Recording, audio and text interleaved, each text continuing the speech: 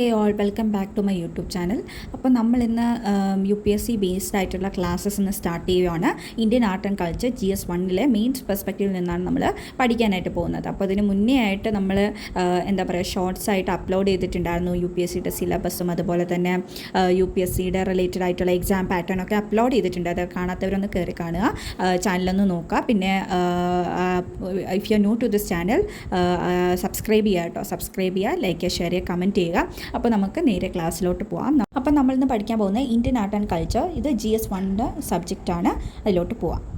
Writing സിസ്റ്റത്തിന് മുന്നേ ഉള്ള ഒരു ടൈം പീരീഡിനാണ് പ്രീ ഹിസ്റ്ററി എന്ന് പറയുന്നത്, ബിഫോർ റൈറ്റിംഗ് സിസ്റ്റം. അതുപോലെ തന്നെ നമ്മുടെ എഴുത്ത് കണ്ടുപിടിക്കുന്നതിന് മുന്നേ വരുന്ന ഒരു ടൈം പീരീഡാണ് പ്രീ ഹിസ്റ്ററി എന്ന് പറയുന്നത്. അതുപോലെ തന്നെയാണ് പ്രോട്ടോ ഹിസ്റ്ററി എന്ന് പറയുന്നത്. പ്രോട്ടോ ഹിസ്റ്ററി എന്ന് പറയുമ്പോഴത്തേക്കും പ്രീ ഹിസ്റ്ററിയുടെയും റെക്കോർഡഡ് ഹിസ്റ്ററിയുടെയും ഇടയിലുള്ള ഒരു ടൈം പീരീഡിനാണ് പറയുന്നത്. അതായത് റൈറ്റിങ്സ് ഉണ്ടാവാം, അതായത് റൈറ്റിങ്സ് നിലനിന്നിരുന്നു, പക്ഷേ നമുക്കത് ഫുള്ളി റീഡ് ചെയ്യാനായിട്ട് പറ്റിയിട്ടുണ്ടായിരുന്നില്ല.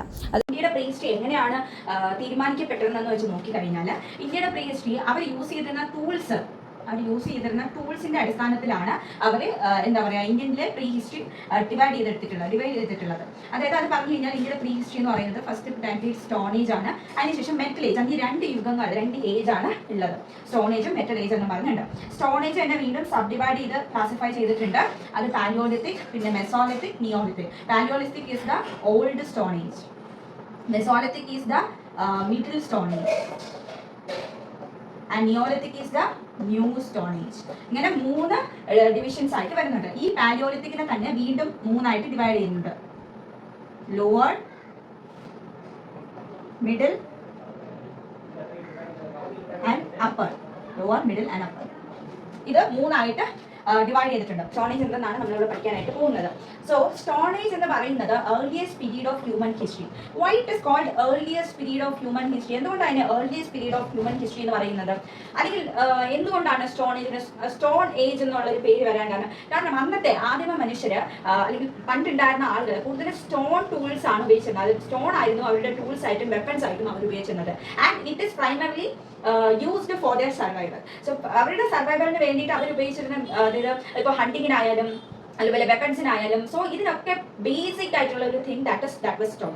The Stone Age can be classified into Paleolithic, Mesolithic and Neolithic. ഇത് നമ്മൾ മുന്നേ പറഞ്ഞിട്ടുള്ളതാണ്. അപ്പോൾ പാലിയോലിത്തിക് എന്ന് പറയുമ്പോൾ ആ പാലിയോലിത്തിക് എന്ന് പറയുന്ന ടേം ആദ്യമായിട്ട് കൊണ്ടുവരുന്നത് ജോൺ ലുബക്ക് എന്ന് പറയുന്ന ഒരു ഇംഗ്ലീഷ് ആർക്കിയോളജിസ്റ്റാണ് ആദ്യമായിട്ട് ഈ ഒരു വേർഡ് കോയിൻ ചെയ്യുന്നത്.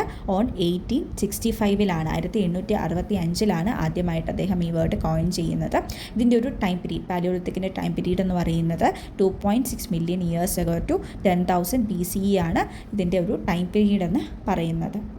അപ്പോൾ ചാനൽ ആദ്യമായിട്ടൊരു കാണുന്നവരുണ്ടെങ്കിൽ ഒന്ന് പ്ലീസ് സബ്സ്ക്രൈബ് ചെയ്യാം കേട്ടോ. Coming to their lifestyle. അന്നത്തെ ആളുകളുടെ ലൈഫ് സ്റ്റൈൽ എന്ന് പറയുന്നത് ദേ ആർ നൊമാഡിക് പീപ്പിൾ. ഒരു നൊമാഡിക് ആയിട്ടുള്ള ആളുകളാണ്. ഒരു ഹണ്ടർ ഗ്യാദറേഴ്സാണ്. ഹണ്ടർ ഗ്യാദറേഴ്സ് എന്ന് പറയുമ്പോഴത്തേക്കും ഇവർ വൈൽഡ് അനിമൽസിനെയൊക്കെ ഹണ്ട് ചെയ്തിട്ട് അത് ഭക്ഷിച്ചിരുന്ന ആളുകളാണ്. അതുപോലെ തന്നെ കാട്ടിൽ ചില ഫ്രൂട്ട്സും നട്ട്സും ഒക്കെ കളക്ട് ചെയ്തിട്ടുള്ള ആളുകളാണ്. അതുകൊണ്ടാണ് അവർ ഹണ്ടർ ഗ്യാദറേഴ്സ് എന്ന് പറയുന്നത്. ഇവർ പ്രധാനമായിട്ടും കേവ്സിലും റോക്ക് ഷെൽട്ടേഴ്സിലും ഒക്കെയാണ് ഇവർ താമസിച്ചിരുന്നത്. അതുപോലെ തന്നെ ഇവരുടെ പ്രധാന ആക്ടിവിറ്റീസ് എന്ന് പറയുന്നത് ഫുഡ് ഗ്യാദറിങ്, ഹണ്ടിങ്, ഫിഷിംഗ് പോലുള്ളവയാണ് ഇവരുടെ പ്രധാന ആക്ടിവിറ്റീസ് എന്ന് പറയുന്നത്. പാലിയോലിത്തിക് ടൈം പീരീഡിലെ സ്റ്റോൺ ടൂൾസിന്റെ എവല്യൂഷനെ പറ്റിയാണ് കാണിച്ചിട്ടുള്ളത്. എങ്ങനെയാണ് സ്റ്റോൺ ടൂൾസ്, അത് ഏത് ടൈപ്പിലുള്ള സ്റ്റോൺ ടൂൾസ് ആണ്. അപ്പം ആദ്യം വരുന്നത് ലാർജ് ഹാൻഡ് ടൈക്സസ് ആണ്, വലിയ രീതിയിലുള്ള കൈമടു എന്നൊക്കെ പറയത്തില്ലേ, അതുപോലത്തെ ഹാൻഡ് ടേക്സ് ആണ് വരുന്നത്. അത് ഒരു ലോവർ പാലിയോലിത്തിക് ടൈം പീരീഡിലാണ് കൂടുതലും യൂസ് ചെയ്തിട്ടുണ്ടായിരുന്നത്. നമ്മുടെ ക്ലീവേഴ്സ് ആണ് വരുന്നിട്ടുള്ളത്, അതും ലോവർ പാലിയോലിത്തിക്കിലാണ്. ഇതിന്റെ പിക്ചർ ഞാൻ ഇവിടെ സൈഡിൽ കൊടുക്കുന്നുണ്ടാവും, ഒന്ന് ചെക്ക് ചെയ്ത് നോക്കാം കേട്ടോ. പിന്നെ ഫ്ലേക്ക് ടൂൾസ് എന്ന് പറയുമ്പോഴത്തേക്കും മിഡിൽ പാലിയോലിത്തിക്കിലാണ് യൂസ് ചെയ്തിട്ടുണ്ടായിരുന്നത്. ബ്ലേഡ് ടെക്നോളജി വന്നിട്ട് അപ്പർ പാലിയോലിത്തിക്കിന്റെ ടൈം പീരീഡ് ആയപ്പോഴാണ് ബ്ലേഡ് ടെക്നോളജി വരുന്നത്. പിന്നെ ബോൺ ഇംപ്ലിമെന്റ്സ് യൂസ് ചെയ്യാൻ തുടങ്ങിയത് അപ്പറിന്റെയും മെസോലിത്തിക്കിന്റെയും ഇടയിലാണ് ഈ ഒരു ബോൺ ഇംപ്ലിമെന്റ്സ് ഉപയോഗിക്കാനായിട്ട് വരുന്നത്. അപ്പോൾ this is the evolution of stone tools in paleolithic time period. Next പറയാൻ പോകുന്നത് പാലിയോലിത്തിക്കിലെ ഫസ്റ്റ് സബ് ഡിവിഷൻ ആയിട്ടുള്ള ലോവർ പാലിയോലിത്തിക് ആണ്. പാലിയോലിത്തിക് തന്നെ 3 ടൈം പീരീഡ് ആയിട്ട് വരുന്നുണ്ടെന്ന് നമ്മൾ പറഞ്ഞു. Lower, middle, upper. ഈ ലോവർ പാലിയോലിത്തിക് എന്ന് പറയുന്നത് ഏകദേശം 5 lakh BCE to 1 lakh BCE ആ ഒരു ടൈം പീരീഡിലാണ് ലോവർ പാലിയോലിത്തിക് വരുന്നത്. അതായത് 5 lakh BCE to 1 lakh BCE. ഇനി അവിടുത്തെ ആ സമയത്തെ ആളുകളുടെ വേ ഓഫ് ലൈഫ് എങ്ങനെയായിരുന്നു, അവിടുത്തെ ആളുകൾ എങ്ങനെയാണ് ജീവിച്ചിരുന്നത്, അല്ലെങ്കിൽ എന്തൊക്കെയാണ് അവരുടെ സബ്സിസ്റ്റൻസ് സ്ട്രാറ്റജീസ് എന്തൊക്കെയായിരുന്നു എന്നാണ് നമ്മൾ മനസ്സിലാക്കാനായിട്ട് പോകുന്നത്. അപ്പം അവിടുത്തെ ആളുകൾ ഹണ്ടിങ്, വൈൽഡ് അനിമൽസിനെ ഹണ്ട് ചെയ്തും അതുപോലെ തന്നെ എന്താ പറയുക വൈൽഡ് അനിമൽസിനെ വേട്ടയാടിയും അതുപോലെ തന്നെ ഈ വൈൽഡ് ഫ്രൂട്ട്സും നട്ട്സും റൂട്ട്സും ഒക്കെ ശേഖരിച്ചും ഒക്കെയാണ് അവിടുത്തെ ആളുകൾ ജീവിച്ചിരുന്നത്. ആ സമയത്ത് ഇവർക്ക് എന്താ പറയുക അഗ്രികൾച്ചറിന്റെ ഒരു ട്രേസ്, അല്ലെങ്കിൽ അഗ്രികൾച്ചർ അവിടെ ഉണ്ടായിരുന്നില്ല, അതുപോലെ അനിമൽ ഡൊമസ്റ്റിക്കേഷൻ ഒന്നും അവിടെ ഉണ്ടായിരുന്നില്ല. അവർ ജീവിച്ചിരുന്ന രീതി hunting and gathering, that is the primary way of life for there subsistence. അപ്പം ഇതായിരുന്നു ഹണ്ടിങ് ആൻഡ് ഗ്യാദറിംഗ് ആയിരുന്നു ഇമ്പോർട്ടന്റ് ആയിട്ടുള്ള പോയിന്റ്, നോട്ട് ചെയ്തെടുക്കുക. അതുപോലെ തന്നെ ഇവർ താമസിച്ചിരുന്ന എന്താ പറയുക എവിടെയൊക്കെയാണെന്ന് റിവർ വാലീസിലും കേവ്സിലും റോക്ക് ഷെൽട്ടേഴ്സിലുമാണ് ഇവര് താമസിച്ചിരുന്നത്. ആ ഒരു ടൈം പീരീഡിൽ ഹ്യൂമൻസ് ഉണ്ടായിരുന്നെന്ന് പറയുന്നത് ഹോമോ എറക്ടസ് എന്ന് പറയുന്ന സ്പീഷീസിലെ ഹ്യൂമൻസ് ആണ്. കമ്മിങ് ടു അവരുടെ ടൂൾ ടെക്നോളജി എന്ന് പറയുമ്പോഴത്തേക്കും ദർ ആർ 2 ടൈപ്സ്, സോവാനിയൻ കൾച്ചറും അജൂലിയൻ കൾച്ചറുമാണ് അവിടെ ഉണ്ടായിട്ടുള്ളത്. സോവാനിയൻ കൾച്ചർ എന്ന് പറയുമ്പോൾ പ്രധാനമായിട്ടും ടൂൾസ് ഉണ്ടാക്കിയിരുന്നത് പെബിൾസിൽ നിന്നാണ്, കല്ലിൽ നിന്നാണ് ടൂൾസ് ഉണ്ടാക്കിയിരുന്നത്. അതുപോലെ തന്നെ ഇത് സോവാൻ വാലി പാകിസ്ഥാനിലാണ് ഈ ഒരു കൾച്ചർ ഉള്ളത്. പിന്നെ അജൂലിയൻ കൾച്ചർ വരുന്നുണ്ട്. അവിടുത്തെ പ്രത്യേകത എന്ന് പറയുന്നത് എന്താ, ഹാൻഡ് എക്സസും ക്ലീവേഴ്സുമാണ് അവരുണ്ടാക്കിയിരുന്നത്. നേരത്തെ ക്ലീവേഴ്സിൻ്റെയും ഹാൻഡ് എക്സിൻ്റെയും പിക്ചർ കൊടുത്തിട്ടുണ്ടായിരുന്നു, നോക്കുക. അപ്പോൾ ഇതാണ് അവരുടെ ആ കൾച്ചറിൻ്റെ പ്രത്യേകത എന്ന് പറയുന്നത്. മേജർ സൈറ്റ് നോട്ട് ചെയ്തെടുക്കാം. അതിരംപക്കം എന്ന് പറയുന്ന ഒരു സൈറ്റ് ആണ്. ഇത് തമിഴ്നാടിലാണ് ഈ ഒരു സൈറ്റ് വരുന്നത്. അപ്പൊ ഇങ്ങനെ റഫായിട്ട് ഒരു ഫിഗർ വരച്ചാൽ മതി കേട്ടോ. ഇവിടെ അതിരംപക്കം. നിങ്ങൾക്ക് അറിയാവുന്ന സൈറ്റുകളൊക്കെ ഒന്ന് കമന്റ് ബോക്സിൽ പറയാട്ടോ. ഞാൻ ഏതെങ്കിലും സൈറ്റ് വിട്ടുപോയിട്ടുണ്ടെങ്കിൽ ആ സൈറ്റുകളൊന്ന് പറയാട്ടോ. പിന്നെ ഹംസി valley in Karnataka. Hunsgi Valley വരുമ്പോൾ അതും കർണാടകയിലാണ് വരുന്നത്. ഞാൻ ഏകദേശമാണ് കേട്ടോ എഴുതുന്നത്. ഹംസി വാലിയാണ് പറയുന്നത്. അപ്പോൾ ഇവിടെ ഹംസി വാലിയുടെ എന്ന് പറയുന്നത് കർണാടകയിലാണ് വരുന്നത്. അതുപോലെ തന്നെ വേറൊരു സൈറ്റാണ് ഇതിൽ. ഹംസി വാലിയിൽ ഏറ്റവും എടുത്തു പറയേണ്ട ഒരു കാര്യം എന്ന് പറയുന്നത് സ്റ്റോൺ ടൂൾ മാനുഫാക്ചറിംഗ് സെന്റർ ആണ് ഇവിടുത്തെ ഒരു പ്രത്യേകമായിട്ടുള്ള ഒരു കാര്യം കണ്ടു കിട്ടിയിട്ടുള്ളത്. ആൻഡ് പിന്നെ ഒരു സൈറ്റാണ് യു പിയിലുള്ള ബേലൻ വാലി.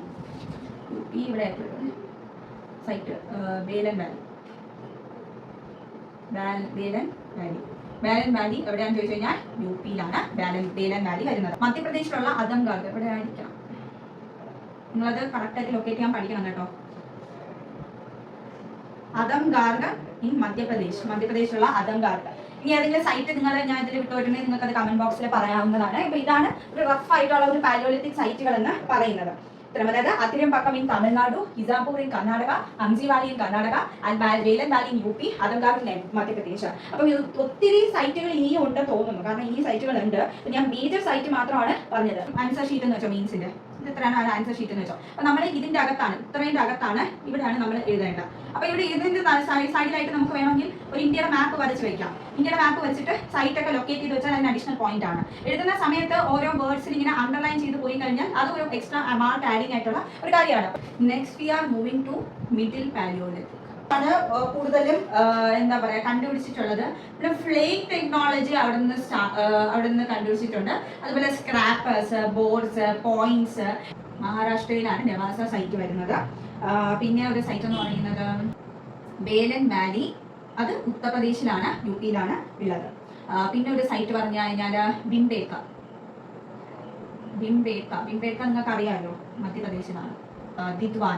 ദിദ്വാന ഒരു സൈറ്റാണ്, അത് രാജസ്ഥാനിലാണ് ദിദ്വാന സൈറ്റ് ഉള്ളത്. അപ്പം ഇതാണ് മേജർ സൈറ്റുകൾ എന്ന് പറയുന്നത്. അപ്പം ഈ സൈറ്റുകളെന്ന് പറയുന്നത് നിങ്ങളൊന്ന് മാപ്പ് വരച്ചിട്ട് ഒന്ന് ചെയ്ത് നോക്കാനായിട്ട് ശ്രമിക്കുക, ലൊക്കേറ്റ് ചെയ്യാനായിട്ട് ശ്രമിക്കുക കേട്ടോ. അപ്പോൾ ഇതിൻ്റെ ബാക്കി വീഡിയോ വേറെ ഒന്നായിട്ട് അപ്ലോഡ് ചെയ്യുന്നുണ്ട്. അതിലുള്ള ഇൻഫോർമേറ്റീവ് ആയിട്ടുള്ള ക്ലാസ്സുകൾക്ക് ചാനലൊന്ന് സബ്സ്ക്രൈബ് ചെയ്യുക. അപ്പോൾ thank you for watching. Stay tune for more.